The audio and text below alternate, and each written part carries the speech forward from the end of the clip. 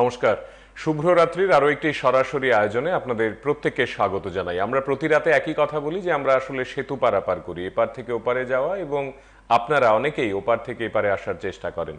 আমরা প্রতি রাতে এক একটি বিষয় নিয়ে, এক একটি ভাবনা নিয়ে আপনাদের দরবারে হাজির হই। আমরা চাই আপনারাও আমাদের সঙ্গে সেই ভাবনাগুলোতে মিলেমিশে একাকার হয়ে যান। আজ আপনাদের সকলকে বলি, আমরা যতটা না আনন্দিত, আমরা জানি আপনারা আমাদের চেয়ে বেশি আনন্দিত হবেন, কারণ আপনাদের অনেকেরই প্রিয় শিল্পী এই স্টুডিওতে অতিথি হিসেবে।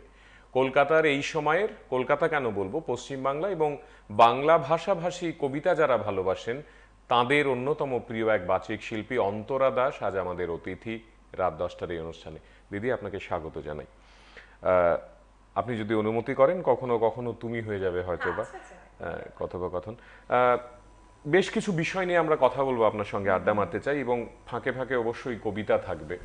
শুরুতে যে কথাটা জানতে চাইবো, মানে মানে খুব স্বাভাবিকভাবেই যে বিষয়টা আসে যে কবিতা কেন, মানে এই যে আজকে আপনি যে অন্তরা, তিনি তো প্রথম থেকেই অন্তরা ছিলেন না। তিনি স্কুলে তার মতো করে অনেকগুলো বন্ধু বান্ধবী তাদেরকে নিয়ে রান্নাবাটি খেলেছে হয়তোবা, বা বন্দুক বন্দুক খেলেছে, সেখান থেকে তার বেড়ে ওঠা। সবচেয়ে প্রথমে শুনতে চাইবো যে আপনার বেড়ে ওঠার গল্পটা আর কি, মানে আপনার বাড়ি, মা বাবা। বেড়ে ওঠা একেবারেই আমি মধ্য কলকাতার বাসিন্দা ছিলাম। তারপর সেখানেই স্কুল, কলেজ, আর সব থেকে বড় কথা আমি একেবারে খেলাধুলার জগতের মানুষ ছিলাম। আচ্ছা। আমি একজন ন্যাশনাল সুইমার ছিলাম। তাই? তারপর সাঁতার কাটতে কাটতেই মোটামুটি বেড়ে ওঠা, বিভিন্ন রাজ্যের কম্পিটিশন, তারপরে পরবর্তীকালে ন্যাশনাল, এই করে করেই এই নানান রকম কম্পিটিশনের মধ্যে দিয়ে গেছি। আর আমার জীবনটা কোথাও না কোথাও একটা কম্পিটিশনের সাথে যেন একটা লিঙ্ক। মানে ধরো যে এই সাঁতার কাটছি, কিন্তু সাঁতার কাটার সঙ্গে সঙ্গে কোনো কবিতার কম্পিটিশন থাকলে, আঁকার কম্পিটিশন থাকলে সেগুলোতেও নাম দিতাম। মানে আমার বাবা মা এতই উৎসাহী ছিলেন যে কি করে নানান জায়গায় নানান তাদের বিষয়ে, একমাত্র মেয়ে নাকি? একমাত্র মেয়ে, আচ্ছা। তাকে নিজেদের ভালো লাগাগুলোকে পূরণ করা আমার মধ্যে দিয়ে। আর তারাও ভীষণ কবিতা প্রেমী, সঙ্গীত প্রেমী। আপনি এগুলো এনজয় করতেন না? কোথাও মনে হতো না প্রেসার না, দেওয়া আমার হচ্ছে? ভীষণ এনজয় করতাম।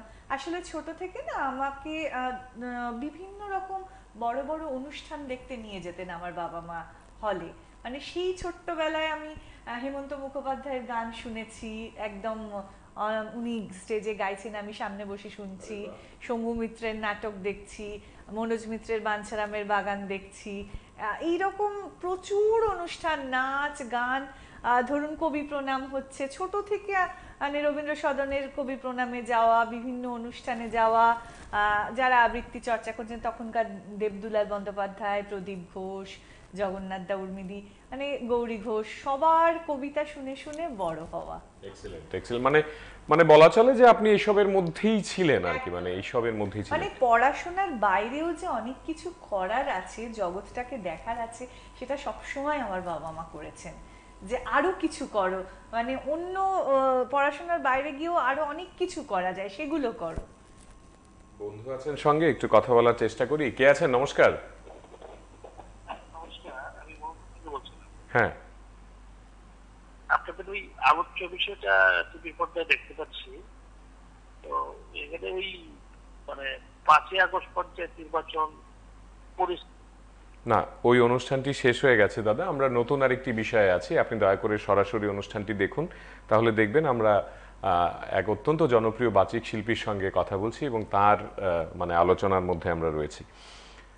যেটা আপনি বলছিলেন, এই বিষয়গুলো নিয়ে আমরা আরো বিশদ আপনার কাছ থেকে শুনবো এবং জানবো, কিন্তু মনে মনে লোভ শুরুতেই যে একটা কবিতা তো আগে শুনি, দর্শকরা কি শুনবেন প্রথমে? কবিতা নিয়েই কিছু কথা বলি।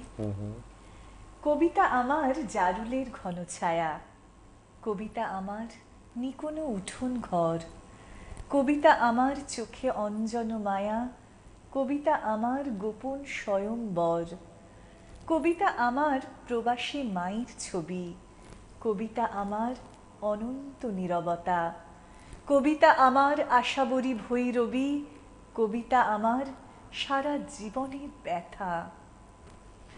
কবি মৃণালকান্তি দাশের একটি লেখা শোনালাম, আমার ভীষণ একটা প্রিয় কবিতা, কবিতাকে নিয়ে লেখা একটা কবিতা। আমি আমি যেটা জানতে চাইবো আপনার কাছে অন্তরা দি, এই যে আপনি বলছিলেন যে বাবা এবং মা, তারা আপনাকে নিয়ে নিয়ে বিভিন্ন অনুষ্ঠানে যাচ্ছেন। আমি কল্পনা করতে পারছি হয়তোবা রবীন্দ্র সদনে যাচ্ছেন, হয়তোবা গিরিশ মঞ্চে যাচ্ছেন, হয়তোবা আপনাদের সব থেকে বেশি কি ছিল বলতো, আমি তো কলেজ স্কোয়ার সুইমিং ক্লাবে সাঁতার কাটতাম, তার সামনে ইউনিভার্সিটি ইনস্টিটিউট হল। দারুণ মানে দারুণ মানে অনুষ্ঠান হতো সাঁতার সেখানে। কেটে, স্কুল করে সাঁতার কেটে ভালো অনুষ্ঠান থাকলেই আমরা সেখানে যাওয়া। ইউনিভার্সিটি ইনস্টিটিউটে চলে যেতাম। আমি যদি কবিতা মানে স্পেসিফিক্যালি এই শব্দটাকে ব্যবহার করতে চাই আজকের এই আলাপচারিতায়, এবং যদি বিনম্রভাবে জানতে চাই যে থাকে না প্রত্যেকের জীবনে হঠাৎ করে ধরা দেওয়ার একটি বিষয় থাকে। অন্তরার জীবনে মানে সুইমিং যখন চলছে, হেমন্ত মুখোপাধ্যায়ের গান চলছে, সেগুলো তো ছোটবেলাকার কথা, কিন্তু কবিতা ইন ট্রু সেন্স মানে আজকে যে আপনি কবিতা নিয়ে পৃথিবী ঘুরছেন, আমেরিকা যাচ্ছেন, ত্রিপুরায় আসছেন, দেশের অন্যান্য জায়গায় যাচ্ছেন, এই কবিতা পার্সপেক্টিভটা মানে পাঠ্য বইয়ের বাইরে বেরিয়ে আপনি কবিতাতে নিমজ্জিত হচ্ছেন, কবিতাকে আঁকড়ে ধরছেন, এটা কখন, এটা কিভাবে হলো? এটা প্রথমত তো বাবা কবিতা লিখতেন, পড়তে ভালোবাসতেন। আর আমাদের না বাড়িতে ভীষণ ক্যাসেট বাজতো, মানে প্রদীপ ঘোষের কাগজের নৌকো বলে একটা ক্যাসেট ছিল, তাতে শিশু আর শিশু ভোলানাথের না ঠিক, ঠিক। প্রচুর কবিতা ছিল। মানে সেগুলো শুনতে এত ভালো লাগতো না, ওই শিশু ভোলানাথ, শিশুর কবিতাগুলো, তার সাথে যেন মা সন্তানের যে একটা ভালো লাগা, ভালোবাসা, আদরের সম্পর্ক, সেটা কোথাও না কোথাও মনকে ভীষণ ছুঁয়ে যেত। আর সেই থেকেই ভালো লাগা শুরু হলো। তারপর আবোল তাবোলের কবিতাগুলো যখন পড়তাম, তখন কোন ক্লাস হবে, এই ধরুন 4-5। না, এটা তো ওই আর কি, মানে হ্যাঁ চলছে, মানে আপনি কবিতা শুনছেন, কবিতাকে ভালোবাসছেন, নানা জনের কবিতা হচ্ছে, এটা তো ঠিক আছে। আমি বলতে চাইছিলাম যেটা, যে আপনি আরো বড় হচ্ছেন, ধরুন আপনি 9-10, ধরুন আপনি উচ্চ মাধ্যমিক, ধরুন আপনি মেঘবালিকা।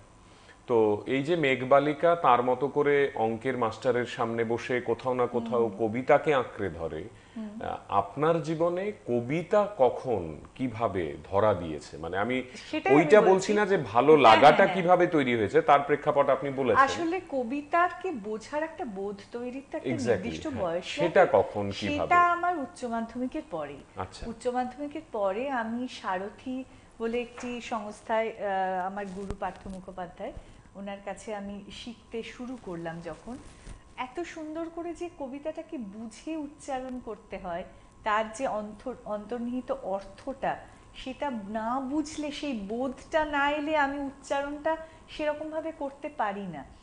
সেই ভালো লাগাটাকে আমাকে স্যার শেখালেন, যে কবিতাকে বোঝানো, বোঝা, কিভাবে উচ্চারণ করব, কিভাবে স্ক্যান করব, সেই ভালো লাগাটা সেই সারথি থেকেই শুরু।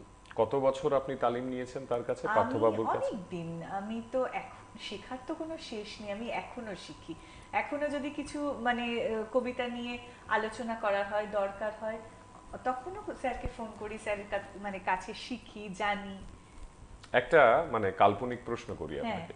কাল্পনিক প্রশ্নটা এমন যে ধরুন একটি ফাঁকা ঘর, আর কেউ নেই, আপনি আর পার্থ মুখোপাধ্যায়, আপনারা দুজন, মানে আপনি এবং আপনার গুরু।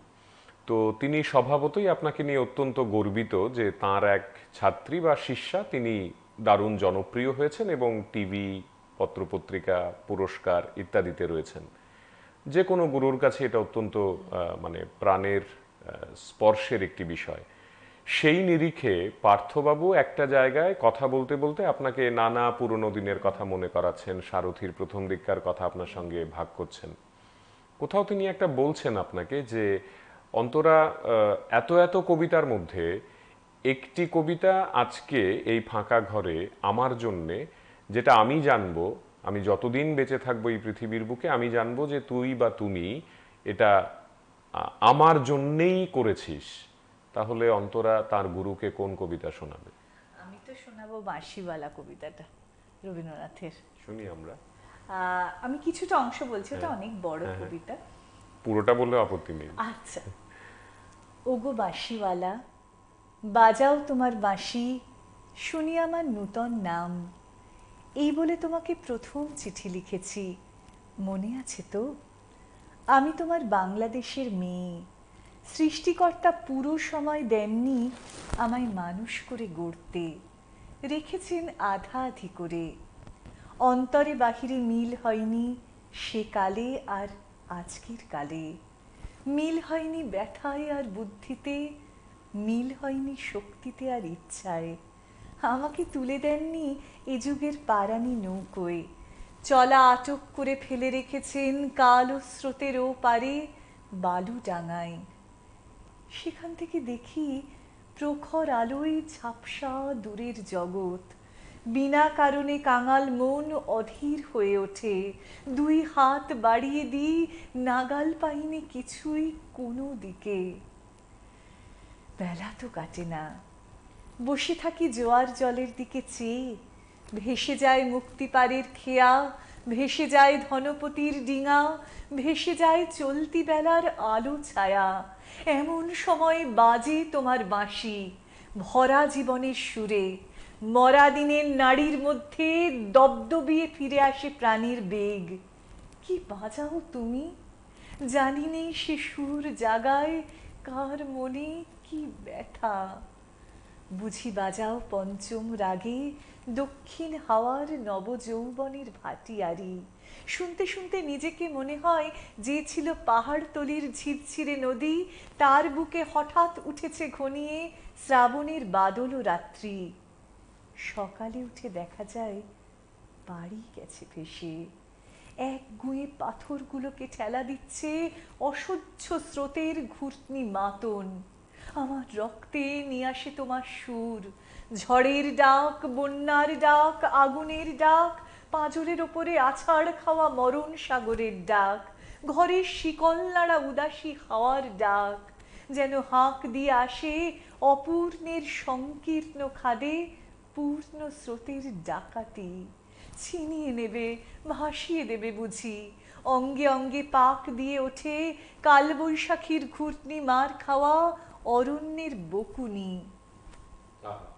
কি সুন্দর, কি সুন্দর। এই যে আপনি বড় হচ্ছেন, মানে সারথি, তার আগে উচ্চ মাধ্যমিক, আমরা ধরতে চাইছি আপনার ছোট্ট কিছু লাইফ ফ্রেম। সেখানে অবশ্যই ধীরে ধীরে আপনি কলেজ জীবনে যাচ্ছেন এবং কলেজে পড়াশোনা করছেন। আপনার বিষয় কি ছিল কলেজে? আমার জিওগ্রাফি। জিওগ্রাফি। এই যে জিওগ্রাফি নিয়ে অন্তরা পড়ছে এবং তার কলেজে বন্ধু বান্ধব তারা নতুন করে পরিচিত হচ্ছে তার সঙ্গে, সেখানেও তো কবিতা ছিল নিশ্চয়ই। নিশ্চয়ই। কিভাবে ছিল? সেই কম্পিটিশন, সেখানে inter college competition, inter university competition, সেগুলোতে নাম দেওয়া। হ্যাঁ, মানে প্রতিটাতেই প্রথম? প্রতিটাতেই প্রথম। আচ্ছা। আর তারপরে ওখানে কলেজের যে বিভিন্ন অনুষ্ঠান হতো, সোশ্যাল হতো, সেখানে আমার পারফর্ম করা, অ্যাঙ্কারিং করা, এগুলো তো থাকতোই একদম কলেজে? কলেজ ইউনিভার্সিটি দুটোতেই। মানে ছেলে বন্ধুরা প্রেম নিবেদন করেছে কবিতার জন্য? হ্যাঁ, সে তো করেছে। কি বলেছেন তাদের? আহ, সেগুলো না, মানে কি বলবো, সেগুলো বলেনি মুখে, সেগুলো চিঠিতে লিখে প্রকাশ করেছে। আচ্ছা। অনেক অনেক সুন্দর সুন্দর, সত্যি কথা। আহ, মানে তখনকার দিনেও কিন্তু আমাদের জেনারেশনেও সাহিত্য চর্চাটা বেশ ভালোই হতো। ঠিক। সেগুলো যখন চিঠিগুলো পেতাম না, তখন বোঝা যেত যে এত সুন্দর করে লেখা যায়, এত সুন্দর করে প্রকাশ করা যায়। সেই চিঠির মাধ্যমে পেয়েছি। এই যে আপনি অনর্গল কবিতা বলতে পারেন, আমি আজকেও অনুষ্ঠান আপনার দেখছিলাম বসে দর্শক আসনে, একের পর এক আপনি ৩-৪টে কবিতা পড়লেন। এখানে যেমন আপনি কবিতা পড়ছেন, এমন কত কত মঞ্চে আপনি অনর্গল কত কত কবিতা পড়েন। আজকের এই অনুষ্ঠান যারা দেখছেন তাদের মধ্যে অনেক অন্তরারা, মানে ছোটবেলার অন্তরারা তো রয়েছেন, যারা চাইছেন বা দেখছেন আরে দিদিটা বা আরে ম্যাডাম কেমন করে পড়ছেন, আমিও যদি এরকম পড়তে পারতাম। এই যে মুখস্থ করার একটি বিষয়, মানে it's a very very interesting talent I believe. এটা নিয়ে কিভাবে আপনি নিজেকে নার্চার করেছেন, এটা কিভাবে রপ্ত করা, বা এটা আমার মনে হয় it's a very very hard task, মানে এটাকে কিভাবে এত ইজিলি। আসলে আমার মনে হয় যে কবিতাটা আমার ভীষণ ভালো লাগে না, সেটা একটু বারবার পড়তেও ইচ্ছে করে, সুতরাং সেটা পড়ে পড়ে মুখস্থ হয়ে যায়। কিন্তু যে কবিতাটা আমার ঠিক ভালো লাগছে না, সেটা কিন্তু মুখস্থ হওয়া খুব টাফ। কিন্তু সেই ভালো লাগাটা তাদের মধ্যে সঞ্চারিত করতে হবে। সেটা তার মাই হোক, বাবাই হোক, বা তার টিচারই হোক, সেই ভালো লাগাটা তাকে লাগাতে হবে। মানে আপনি মানে বলছেন একটা কবিতা। বাচ্চাকে, রবীন্দ্রনাথ তো লিখেছেন প্রশ্ন মা গো আমায় ছুটি দিতে বল, কিন্তু তাকে যদি জোর করে ভগবান তুমি যুগে যুগে দূত প্রশ্ন শেখানো হয়, সে কি বুঝবে না তার ভালো লাগবে ওটা মুখস্থ করতে?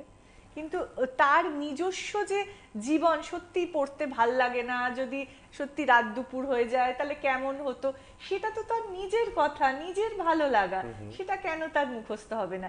সেগুলো একটু অভিভাবকদের আমি যখন ক্লাস নিই আমি এটাই বলি যে কোন বয়সে কি কি কবিতা করবে সেই নির্বাচন করা, তাদের ভালো লাগাটাকে তাদের ভেতর ঢুকিয়ে দেওয়াটা, তাহলে সহজেই মুখস্থ হয়ে যায়।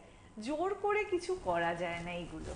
আমরা ক্লাসের গল্পে আসবো, কিন্তু একটা কবিতা শুনতে চাই, কি শোনাবো? কি কবিতা বলবো বলো? ছোটদের বলবো না প্রেমের কবিতা প্রেমের বলবো? কবিতা। আহ, বর্ষা সমাগত আসছে, বর্ষার জয় গোস্বামীর কবিতা শোনাই। বাহ। হাস। তুমি জানতে না বুঝি স্নিগ্ধতা হলো একটি বর্ষাকাল? কেউ বলেনি তোমাকে? সে এমনই এক বর্ষাকাল যে নিজের ইচ্ছে মতো ভেসে বেড়াতে পারে, ভেসে বেড়ায় আকাশে। আজ এখানে বৃষ্টি হলো খানিক, তো কাল ওখানে বাদলা, আর সেই সঙ্গে থেকে থেকেই ঝোড়ো হাওয়া আর ঘূর্ণি বাতাস তো আছেই।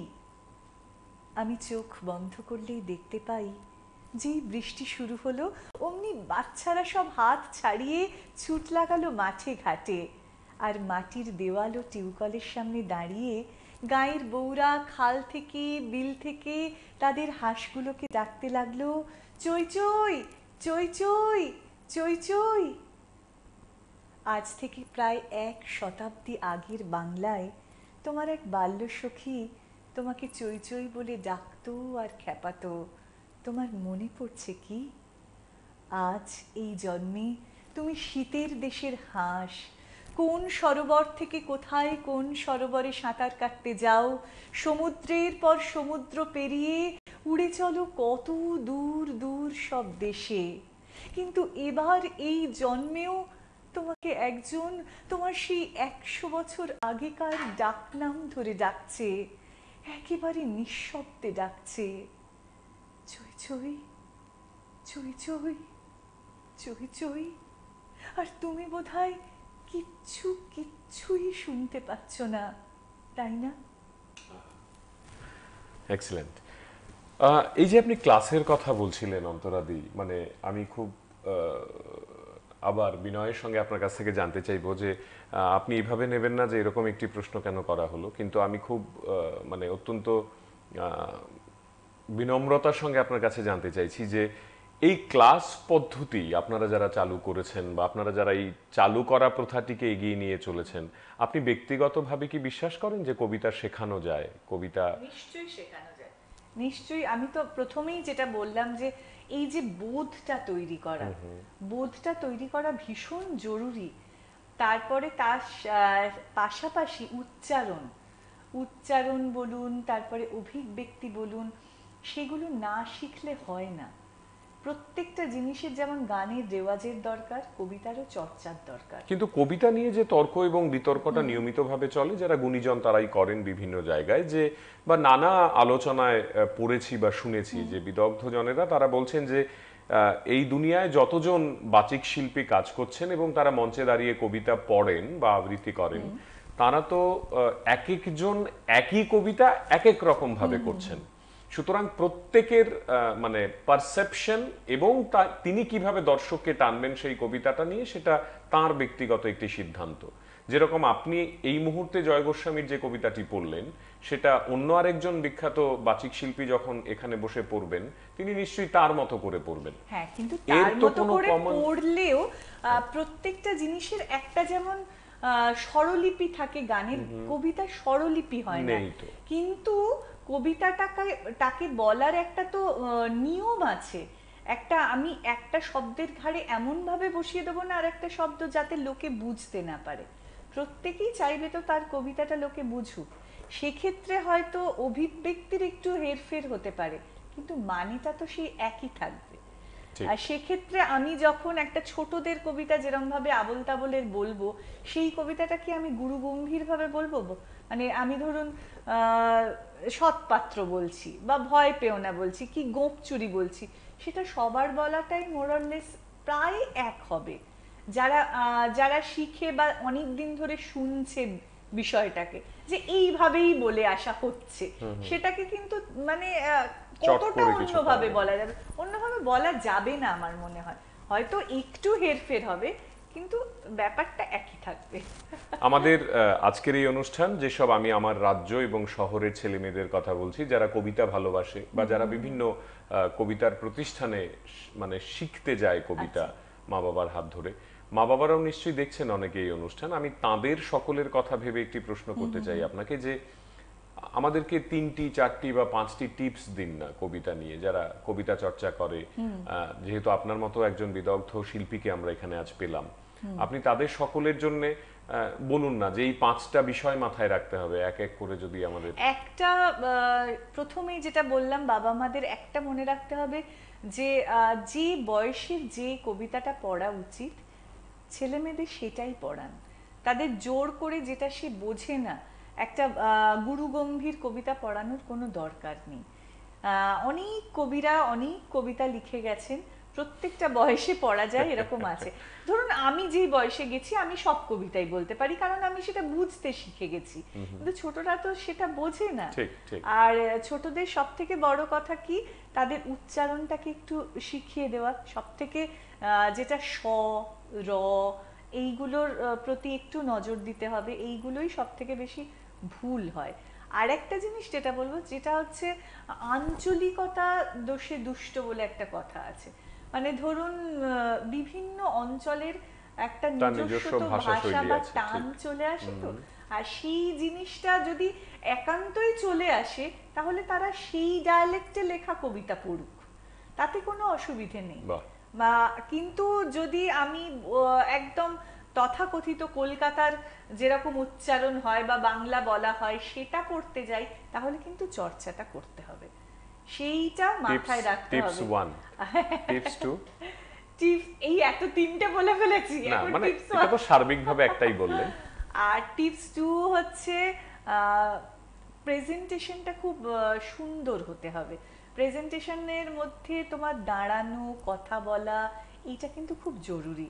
এখন যেরকম যুগ আসছে সেখানে সমস্ত ক্ষেত্রেই স্মার্টনেসটা খুব জরুরি, তবে ওভার স্মার্ট নয়। অতি উচ্চকিত কোনো জিনিসটাই ভালো না, আর কবিতাতেও অতি নাটকীয় জিনিসটাও খুব ভালো লাগে না, আর সেটা একটু মাথায় রাখতে হবে। কণ্ঠ নিয়ে কি করা যায়? মানে ধরুন কেউ গলা যদি বলে যে আমি আমার গলাটাকে ঠিক রাখতে চাই, এরকম বলা হয় না যে টক খাবে না, এটা খাবে না, স্মোক করবে সেটা না। না, সেটা তো উচিতই, মানে যেটা গলায় এফেক্ট করে সেটা না করে। এবার ভ্যারি করে, আমি হয়তো এটা করলে আমার কিছুই হয় না, অন্য একজন এটা করলে হয়তো প্রভাব পড়ে। আর সেটা তোমার আপনি নিজের নিজের কণ্ঠচর্চার জন্য কি করেন? নিজের কণ্ঠচর্চার জন্য যেটা করি যে প্রচুর রেওয়াজ তো করতেই হয়, আর কথা কম বলাটা যতটা যায় সেটা ভালো, একটু গলাকে রেস্ট দেওয়া। কিন্তু আমার যা প্রফেশন টিচার, আপনি শিক্ষকতা আমি করেন। শিক্ষকতা করি, আমাকে তো প্রচুর কথা বলতেই হয়। তার মধ্যেও যতটা পারবে একটু কম কথা বলা, গলাকে না যত রেস্ট দেবে, আরামে রাখবে, তোমাকে গলাও সেই তোমাকে সেটা দেবে, ফিরিয়ে দেবে। কি শুনবো? কি শোনাবো বলো?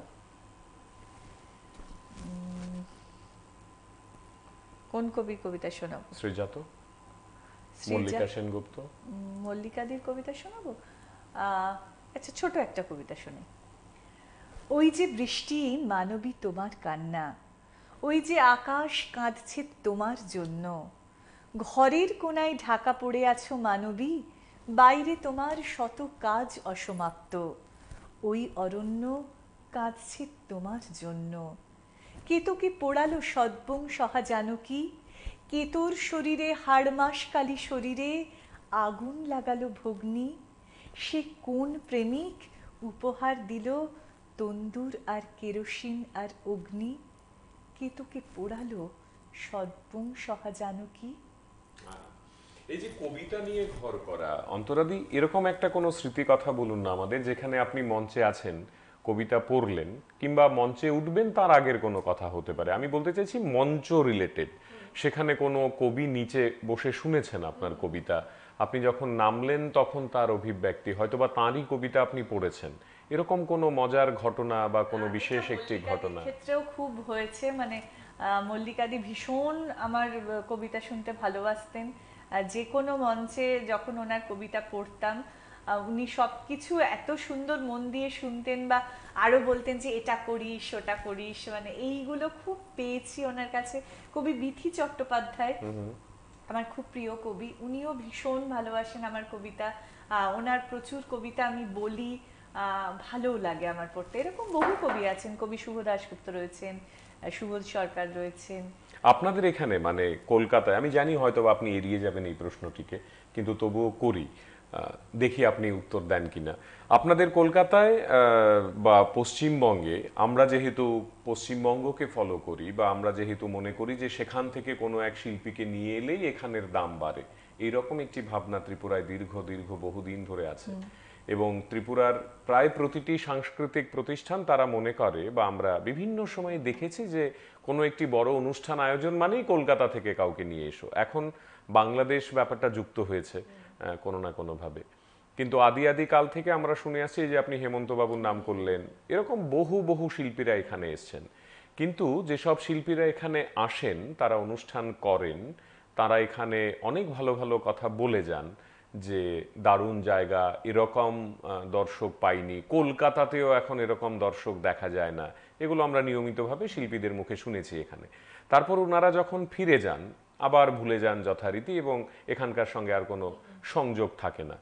বিভিন্ন টেলিভিশনের পর্দায় যখন একই শিল্পীদের সাক্ষাৎকার দেখি এবং সেখানে কোনো এক সঞ্চালক বা সঞ্চালিকা জিজ্ঞাসা করেন যে অনুষ্ঠানে দর্শকদের ভূমিকা কেমন, আপনাদের কেমন মনে হয়, তখন প্রধানত ইউএসএ, নন্দন, কলকাতা ইত্যাদি শব্দগুলো আসে, ত্রিপুরা আগরতলা কথাটা উচ্চারিত হয় না। এই যে আদান প্রদানের বিষয়টি, মানে কোথাও কি আপনি মনে করেন যে আমরা সত্যি অর্থেই এখনো অনেকটা মানে মুখোশ পরে পরে কেমন শিল্পীরা বেঁচে আছি? কোথাও কি আপনার মনে হয় না যে এই আদান প্রদানটা ইম্পর্টেন্ট? মনে হয় এটা ভীষণই মনে হয় যে কিছু কিছু জায়গায় না ভীষণ মেকি ব্যাপারটা চলে এসেছে। মানে তুমি আমাকে যতটা দেখবে আমি তোমাকে ততটা দেখবো আর কি, এইরকম একটা ব্যাপার চলে এসেছে। এটা তো এখন শুধু না, এটা তো বহুদিন আগে থেকেই যুগে যুগেই চলে আসছে। এটা কেউ প্রকাশ করেন, কেউ প্রকাশ করেন না। সেক্ষেত্রে ধরুন আমার সামনে ত্রিপুরাতে শো আছে, সেক্ষেত্রে তার আগে বসে আমি কিন্তু বলবোই যে আমি ত্রিপুরা যাচ্ছি, আমি আশা করব যে সেখানকার দর্শকরা আমার মানে শোটাকে খুব ভালো করে নেবেন। তারপরে ফিরে আসার পর হয়তো সেটা নাও বলতে পারেন, এটা আমি সত্যিই গ্যারান্টি দিতে পারছি না। তবে এটা কি যে কিছু কিছু দর্শক শ্রোতাদের কথা না একদম মনে থেকে যায়। দেখুন কবিতাটা এমন একটা শিল্প না, মন দিয়ে শোনে কজন। সেক্ষেত্রে যদি দুজন লোকও এসে বলে যায় না তোমার এই কবিতাটা ভালো লাগলো, বা বাহ এই কবিতাটা তো এরকম ভাবে আগে কেউ বলেনি, সেই কথাটা কিন্তু চিরজীবন মনে থেকে যায়। সেক্ষেত্রে দর্শকদেরও একটা ভূমিকা আছে, মানে আমরা কতটা মন দিয়ে শুনছি আর কতটা ভালোবেসে শিল্পীকে নিচ্ছি বা তার প্রশংসা বা সমালোচনা করছি, সেটাও কিন্তু একজন শিল্পীর বড় প্রাপ্তি। মানে শিল্পীদেরও যেমন একটা ভূমিকা আছে, শ্রোতাদের যে ভূমিকা নেই এটা তো এখন পর্যন্ত মানে মনে পড়ে, নিয়মিতভাবে মনে পড়ে দর্শকদের মধ্য থেকে পাওয়া বেস্ট কমপ্লিমেন্ট অন্তরার কোনটা? দর্শকদের মধ্যে থেকে অনেক কমপ্লিমেন্ট পেয়েছি। তার মধ্যে আমি অনেক আঞ্চলিক কবিতা বলি, আঞ্চলিক কবিতায় ভীষণ অনেকেই আমাকে এসে বলেন যে এত সুন্দর করে একটা মেয়ের কথা, আমি একটা তেজ বলে কবিতা বলি, একটি আদিবাসী মেয়ে মাধ্যমিকে প্রথম হয়েছে, আর সেই কবিতাটা অনেকে শুনে যাদের ছেলে মেয়েরা পড়াশোনা করছে বা একটা তারা বাবা মারা আশা করছেন, সেরকম অনেক বাবা মা এসে বলেন সত্যি আমরা অনেক অনুপ্রাণিত হলাম, অনেক ভালো লাগলো। আমি যদি ভুল না করে থাকি ঠিক এই চেয়ারে বসেই মেধাবী কবিতাটি করেছি। আচ্ছা শুনবো একটু আপনার কণ্ঠে? হ্যাঁ, ওটা কিন্তু বড় কবিতা, শুনি না, একটু শুনি যতটা শোনা যায়। আমি জামবনির কুইড়িপাড়ার সিভু কুইড়ির বিঠি সাজলি বঠি।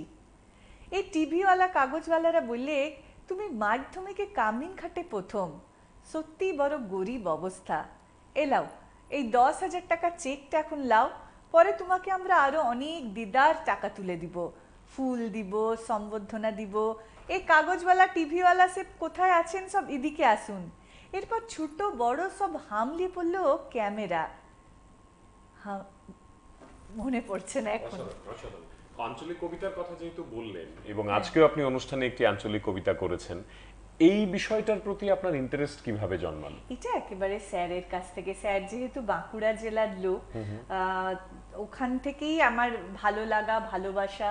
মেধাদির কথা বললেন, মেধাদিও বাঁকুড়া জেলার লোক, মানে মেধাদি আর আমি সতীর্থ, একই স্যারের কাছে শেখা আমাদের। ঠিক। স্যারের কাছ থেকেই আমাদের এটা ভালো লাগা। আমাদের স্যার পার্থ মুখোপাধ্যায় বানভাসী বলে একটি কবিতা বলেন আঞ্চলিক ভাষায়, সেটা বিপুল জনপ্রিয়। মানে ওনার মতো করে আজ পর্যন্ত আমি কাউকে উচ্চারণ করতে দেখিনি এই ওইটা কি কবিতা। একটু শুনবো?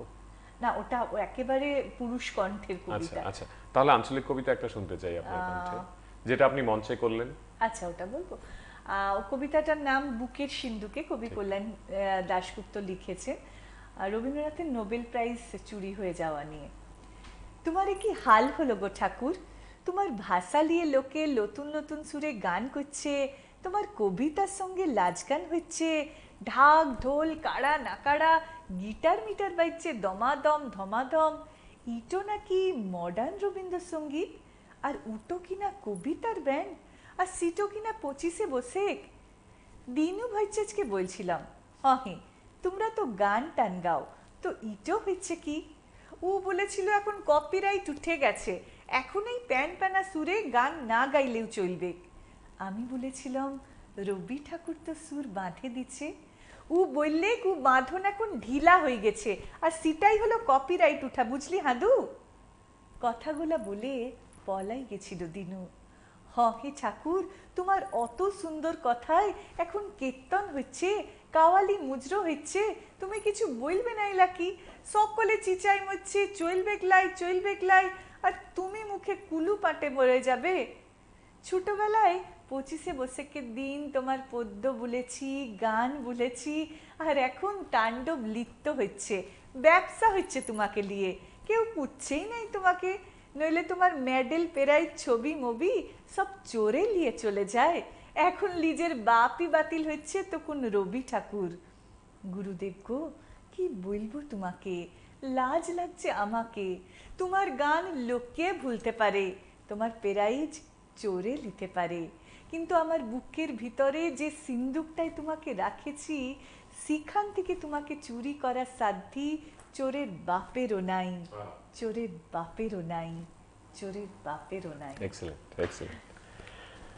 অন্তরাদি, কয়েক সেকেন্ডের জন্য চোখ বন্ধ করতে হবে।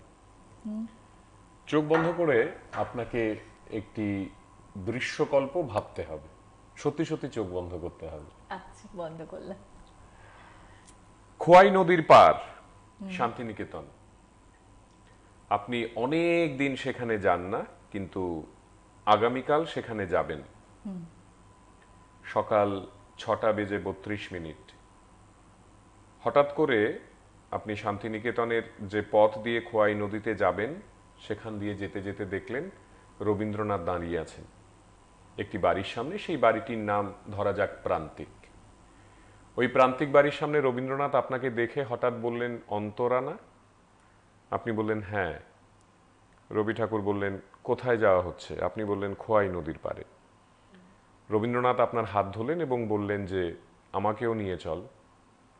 আপনি আর রবীন্দ্রনাথ একসঙ্গে হেঁটে হেঁটে খোয়াই নদীর পাড়ে যাচ্ছেন, এবং সেখানে গিয়ে রবীন্দ্রনাথ আপনাকে বলছেন যে তুই যে আমার এত কবিতা করিস আমার ভালো লাগে, কিন্তু আজকে এই পুণ্য প্রভাতে তুই আমার জন্য একটা কবিতা কর অন্তরা।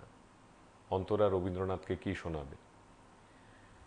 হ্যাঁ, সেক্ষেত্রে আমি তো আমার নিজের লেখা কবিতাটাই শোনাবো, আমি যেটা রবীন্দ্রনাথকে নিয়ে লিখেছি। শুনি তাহলে। আমার অনুভবে যে রবীন্দ্রনাথ। শুনি। ছেলেবেলায় প্রথম যখন বাংলা পড়তে শেখা, সহজ পাঠের ছড়ার ভিড়ে তোমার সঙ্গে দেখা, কিশলয়ের সবুজ পাতার যখন পেলাম ডাক, তখন আমার ঠাকুর পুজো 25শে বৈশাখ। খেলার ছলে তোমার মতো দিদিমণি সাজি, রেলিংগুলো ছাত্র আমার একেবারে পাজি। পড়া টড়ার নেই যে বালাই, খালি বকম বকম, বেতের ঘায়েও হয় না সোজা, এমনি তাদের রকম। তোমার থেকেই ধার করে তাই গল্প বলি রোজ, পক্ষীরাজের ঘোড়ায় চেপে রাজার বাড়ির খোঁজ। তখন আমি বীর পুরুষ তো, বাবার মতো বড়। রঘু ডাকাত আমায় ডেকে ভয়েই জড়সড়। সারাটা দিন দুষ্টুমি আর লুকোচুরি খেলা, রাতের বেলা মায়ের কোলে গল্প শোনার পালা। মধুমাঝির নৌকো বেয়ে ছেলেবেলা পার, কিশোর বেলার রঙিন খেলার জুড়ি মেলা ভার। মনের কোণে মেলছে ডানা, স্বপ্ন কত রঙিন, ইহার চেয়ে হতেম যদি আরব বেদুইন। রঙিন নেশায় দুর্জয়কে করতে হবে জয়, রক্ষা নয় বিপদে আমি না যেন করি ভয়। বছরগুলো পার হয়ে যায়, এগিয়ে চলি সামনে, তোমার লেখায় রসদ পাই, প্রেরণা পাই জীবনে। রেলগাড়ি সেই কামরায় প্রথম যখন দেখা, তোমার হাতে গীতবিতান, সামনে খোলা পাতা। মনির কোণে সঙ্গপনে খুঁজেছিলেম যারে, সেই তো তুমি দাঁড়িয়ে আছো গানের ওপারে। প্রথম পেলাম তোমায় লেখায় ভালোবাসার খোঁজ, দু চোখ জুড়ে নতুন নতুন স্বপ্ন আঁকি রোজ। প্রভু আমার, প্রিয় আমার, পরম ধন তুমি, মনের ব্যথার সঙ্গী তুমি, ওগো অন্তর্যামী। জানি তোমার অনেক আছে ভাড়ার পরিপূর্ণ, তবু এই কবিতাখানি শুধু তোমার জন্য। এক্সেলেন্ট। অন্তরাদি, এই যে সময়টা, মানে আমরা যে সময়টায় এখন বেঁচে আছি, যেখানে প্রত্যেকদিন মা বাবা তার ছেলে মেয়ে হয়তোবা রাতে খাবার টেবিলেও সেই অর্থে দেখা হয় না, যে যার মতো করে ব্যস্ত, এবং এরকম একটি সময় যখন প্রত্যেকের হাতে হাতে মোবাইল ফোন, প্রত্যেকের হাতে হাতে হোয়াটসঅ্যাপ, এবং নিয়মিতভাবে তারা প্রতিটা সময় তাদের ব্যস্ততার কথা জানান দিচ্ছেন কোনো না কোনোভাবে।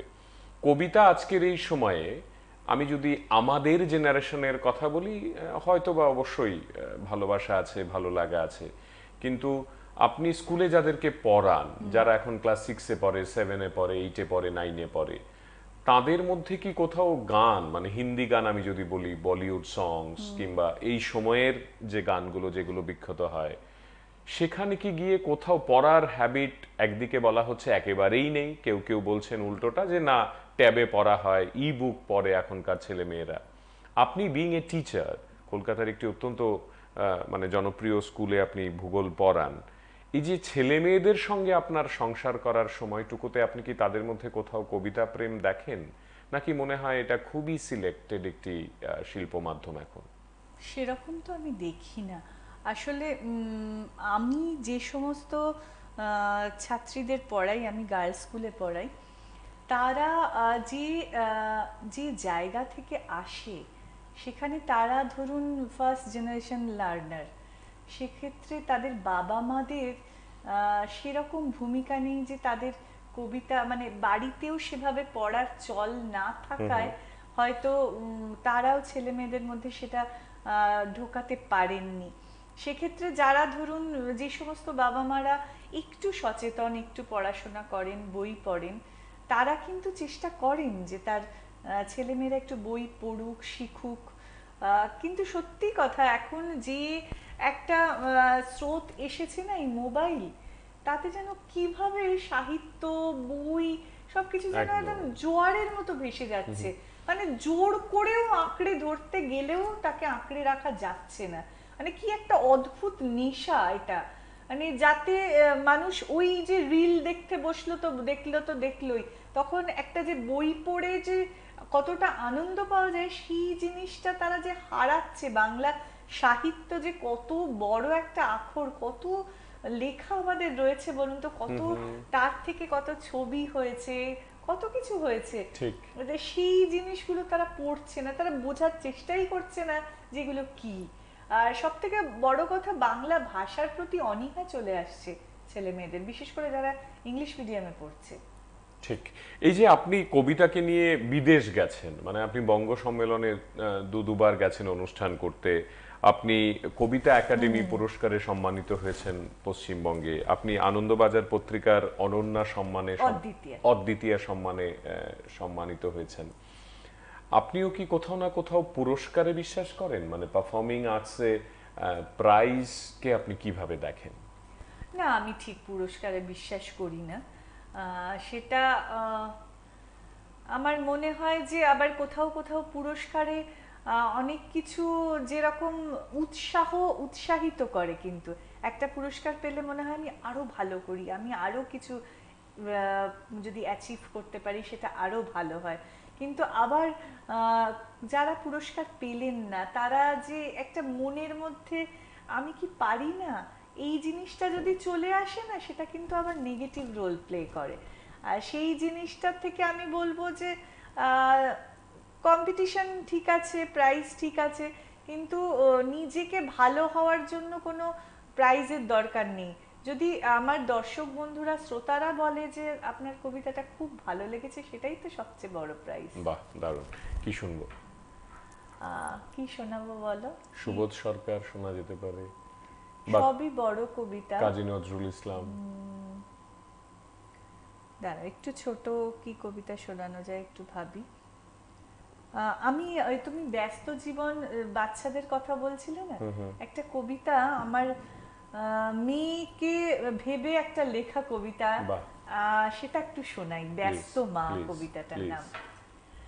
মা যে আমার ব্যস্ত বড়, সকাল থেকে সন্ধে, অফিস বাড়ি দোকান বাজার, ভাবনা সবার জন্যে। যখন আমি ছোট্ট ছিলাম, বুঝতাম না কিছু, মা বেরোলেই জেদ ধরতাম যাব পিছু পিছু। মন ভুলানো কথায় মাগো থামিয়ে দিতে বায়না, আনবো আমি রং পেন্সিল চকলেট আর খেলনা। একটিবার আমার সাথে চলো না মা স্কুলে, ফেরার পথে আদর করে নেবে আমায় কোলে। হাত ধরে মা তোমার সাথে রাস্তা হব পার, বাঘের মুখোশ টুটি ফ্রুটি চাই না কিছুই আর। সারাটা দিন ফ্ল্যাটের ভেতর একলা আমি বন্দি, খেতে আমার ভাল লাগে না, কার্টুন দেখায় মন্দি। ঠাকুরকে তাই মনে মনে বলি আমি রোজ, দাও না আমায় একটিবার ভূতের রাজার খোঁজ। তিনটে নয় দুটো নয়, বর চাইবো একটা, কখনো মা বলবে না আর bye bye Piu tata, bye bye Piu tata. কি সুন্দর, কি সুন্দর। এই যে আপনি কবিতা নিয়ে ঘর সংসার করছেন, আপনি এন্ড অফ দ্য ডে তো মা, এন্ড অফ দ্য ডে কারোর স্ত্রী, এন্ড অফ দ্য ডে কারোর কাছে বৌমা, এন্ড অফ দ্য ডে আপনি স্কুলে খাতায় গিয়ে ঠিক সময়ে সই করতে হয়। এই যে আবার মঞ্চে সন্ধেবেলায় হয়তো বা গিয়ে অনুষ্ঠানটা করতে হয়, সকালবেলায় টিভি শো থাকতে পারে, এই যে আপনি এখানে চলে এলেন, কালকে সকালের মধ্যে গিয়ে হয়তো বা স্কুল ধরবেন, ছুটির জন্যে দিদিমণির কাছে গিয়ে বলতে হয় যে আমার ছুটি চাই। এই যে এতগুলো ডিসিপ্লিনকে একসঙ্গে মেনটেইন করা, একটি ফুলের মালার মতো তাকে গেঁথে নিজেকে শিল্পী হিসেবে সকলের সামনে মেলে ধরা, সেখানে তো অনেকের কোঅপারেশন দরকার। মানে আপনার সকল টিচাররা আপনাকে বুঝবেন তা না, না না, বরং হিংসে বেশি করতে পারেন। এই যে একটি প্রেক্ষিত, সেখানে এতগুলো ডাইমেনশনকে আপনি কিভাবে মানে ডটগুলোকে কানেক্ট করেন? আসলে না, সবাই যদি একটু পাশে থাকে না, এর মধ্যেই ধরুন যারা বলুন চায় না, তাদের মধ্যে থেকে আবার চায়ও তো কেউ কেউ থাকে। সেই জায়গায় আমি জীবনে ভীষণ ভালো বন্ধু পেয়েছি, ভালো পরিবার পেয়েছি, ভালো শ্বশুর বাড়ি পেয়েছি। সুতরাং এই দিক থেকে আমি সত্যি লাকি। তারা এত রকম ভাবে আমাকে হেল্প করেছেন। আর দিনের 24 ঘন্টাটাকে যদি একটু ভালোভাবে কাজে লাগানো যায় না, তুমি সব কাজ করেও বাইরের কাজ করতে পারো। মানে এইটা করাটা না একটা আর্ট, যে তুমি কিভাবে করছো, সময়টাকে কিভাবে তুমি কাজে লাগাচ্ছ, কিভাবে ভাগ করছো। তোমার তো রোজ অনুষ্ঠান থাকে না, যেদিন না থাকে সেদিন তুমি পরিবারকে বেশি সময় দাও, অন্যান্য কাজগুলো সারো, অন্যান্য কাজে লাগাও, সেটাকে একটু ভাগযোগ করে নিলেই হয়ে যায়। এমন একটা দিন এলো অন্তরাদি, যেখানে আপনি এবং আপনার মেয়ে, আপনারা দুজন মুখোমুখি বসা, সেখানে ওর বাবা বা আপনার স্বামী তিনি নেই, তিনি দূরে কোথাও আছেন, অন্য একটি রাজ্যে বা দেশে, এবং কোথাও না কোথাও আপনার কাছে এই বার্তা পৌঁছে গেছে যে আপনি আর বাঁচবেন না, মানে ওইটাই আপনার শেষ দিন। এবং আপনার মেয়ের মুখোমুখি হয়ে আপনি যখন কথা বলছেন, নানা ধরনের স্মৃতি আপনাদের মধ্যে এসেই যাচ্ছে আর কি। তো আপনার মেয়ে কাঁদছে না কোথাও, আপনিও কাঁদছেন না, আপনারা দুজন একেবারে খুব সহজভাবে কথা বলছেন। আপনার মেয়ে তো জানে না যে আপনি আজকেই চলে যাবেন, সে তো আপনার সঙ্গে গল্প করছে, কিন্তু আপনি জানেন। আচ্ছা। এই যে শেষ কথোপকথন এক মায়ের তার মেয়ের সঙ্গে, সেখানে অন্তরা দাসের জীবনে তো কবিতা থাকবে নিশ্চয়ই, বা কবিতার ভাব কোথাও না কোথাও থাকবে। মনে মনে আপনি তাকে এই বলে শেষ কবিতাটি শোনাচ্ছেন যে এটাই আমার মেয়েকে বলা আমার শেষ কবিতা, আর কোনোদিন তাকে আমি কবিতা শোনাতে পারবো না, বা সেও আমার কবিতা শোনার সরাসরি আর কোনো সুযোগ পাবে না। অন্তরা তার মেয়েকে কি কবিতা শোনাবে?